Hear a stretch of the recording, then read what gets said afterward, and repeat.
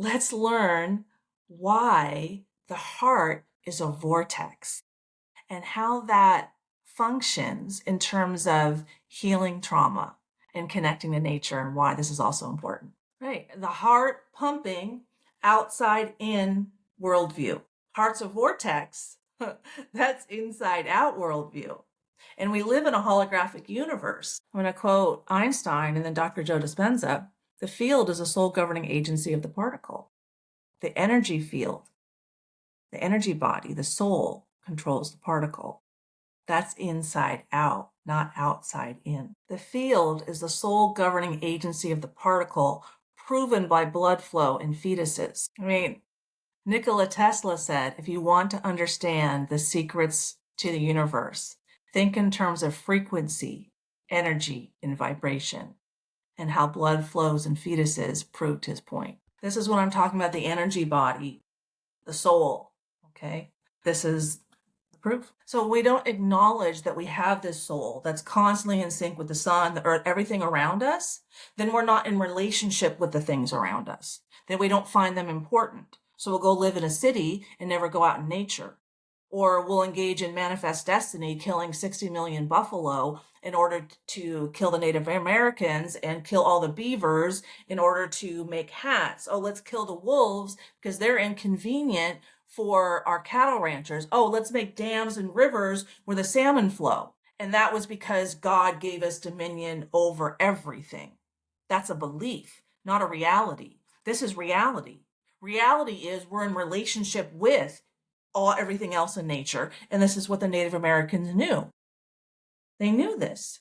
That's why they worked with the buffalo to help their herd survive, because they helped them survive. And they learned from the buffaloes. They do the buffalo dances. This is the Lakota tribe. Okay. So, but Western thinking is, top down, outside in, not inside out. And when we're in relationship with the animals, then we can start to ask questions like, what were the negative downstream impacts of killing all these animals? Oh, there's the flooding because the beavers built dams and created waterways to stop massive amounts of water going downhill. When the earth is dry, the water just goes right over it. When the earth is wet, then it can absorb. Like a slightly wet sponge absorbs water much faster than a dry sponge. It's just the way it is. So it stops flooding. And then all that excess groundwater, that stops drought, stops wildfires. And then when you have the wolves corralling all the animals in the right places, it stops them from killing all the trees. Well, the trees stabilize the ground. When the ground is stable, the roads are stable. What they found is when they returned wolves to Yellowstone in the 90s, saved $93 billion ecologically. Did you know that salmon are a keystone species and that their ability to go all the way up these rivers and tributaries far into the forest and bring all the nutrients from the ocean is key to stopping wildfires? But we built dams because we wanted the short-term energy and, F the fish, there's plenty of fish, right? There's just plenty. Short-term thinking, outside-in thinking, not we're in relationship, not, oh, let's ask the Native Americans because they've been living here so long how they've been successful. No, we know we're right, you're wrong. And we just saw that in the way they treated the Lakota tribe. I mean, they had a valid way to process their trauma. No, you need to do it our way. Christianity. We're taking your kids, we're putting them in schools, and we're killing you. This is Christianity, love thy enemy? They don't know how to love thyself. When you know how to love thyself and accept thyself, then you'll understand that you're a soul having a human experience, and that we're all connected. That you have to be in relationship with everybody. It's not, I wouldn't even call it a second brain, because the neurological structure in the heart is far more complex than the brain. And the heart sends far more signals to the brain than the other way around. I mean, the brain releases the chemicals, and it's like it's the kind of, I don't even know how to say that properly, but it's where all of the hormones are released.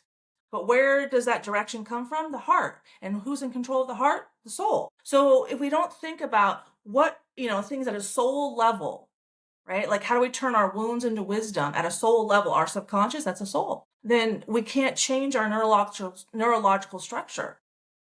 And recalibrating our nervous systems for love, compassion, and enlightenment instead of fear, guilt, and shame is the trauma healing process. When we repress everything, control everything, then we hold on to our fear, guilt, and shame, which the Native Americans knew wasn't healthy for us. But when we have an internal locus of control and we feel our feelings, okay, I don't want to sit in this fear, guilt, and shame. I want to figure this out.